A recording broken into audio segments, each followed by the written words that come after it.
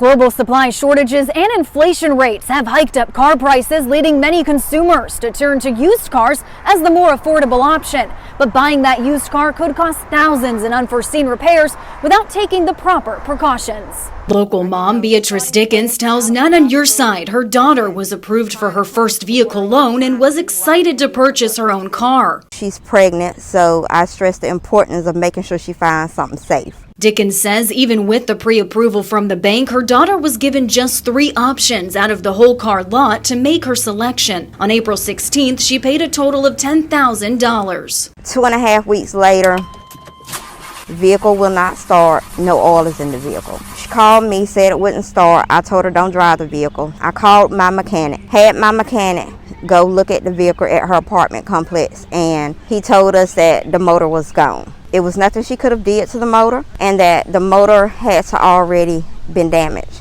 They went back to the dealer, this time taking their mechanic with them. They specifically asked the mechanic, was there anything she could have done to lock the motor or for the motor to explode? They said no. They told me that they were willing to pay half the repair cost. After $9,000 cash, over $9,000, I told them that wasn't an option. Another local resident and senior citizen who wishes to remain anonymous has a similar story. She bought a used Toyota for $7,000 as is. The very next day, the check engine light came on and they were told the engine was shot and they would need $6,000 to replace it. When she called the dealer back, they said there was nothing they could do. Her family is now out thousands of their hard-earned money with no working car to show for it. It's something the BBB says happens all too often since buyer remorse laws don't apply with as-is purchases. In North Carolina, you can sell a car as is if it's used. So used car dealers don't always have to provide you with a warranty. So if you purchase the car from them and let's say 3 days later it breaks down, they're not necessarily entitled to give you a refund on that vehicle. If you are purchasing from one of these dealers, one of the things we'd recommend is you take the car in for a pre-purchase inspection. Nick Hill with the BBB says never purchase a car without seeing it in person and always take it for a test drive. He says the 2 biggest scams they see are odometer fraud and the resale of flood-damaged cars, leading to over $1 billion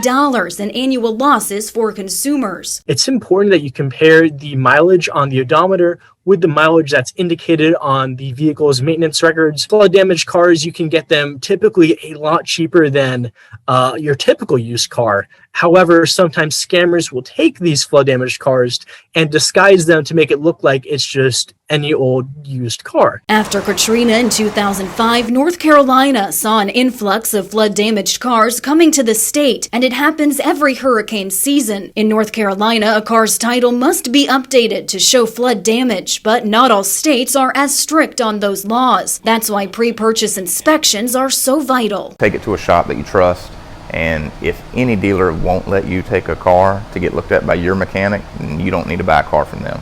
Ask the dealer expressly, was this a flood damaged vehicle? And when you get an independent inspection, which you should, ask them to look under the floor mats, look in the air vents, see if there's mud or other residue that is a telltale sign of a flood damaged car. So what consequences, if any, do these dealers face for these types of misrepresentations or sales?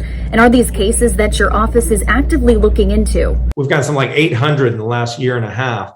When we see car dealers making misrepresentations, saying one thing, that the car isn't flood damaged when it is, or any other kind of lie about that car to make the sale, if we get complaints about them, we can take them to court. And we've won 2 cases, more than $250,000 between the 2 of them. And we're investigating a national used car seller dealership right as I speak. If you think you may have fallen victim to a used car scam, you can file a consumer complaint with the Attorney General's office and they'll help you investigate those claims. Make sure you have all the right paperwork, the title of the car, the North Carolina State inspection record, all the repair records, and read that contract carefully. Since the incident, Dickens and her daughter filed with small claims court. That court date happened May 26th, and the dealer was ordered by the judge to pay for the repairs in total. Now the dealer does have a chance to appeal that, but Dickens says it's a step in the right direction. She says it's upsetting that many of these dealers seem to not care about what they're selling and to whom. I don't understand how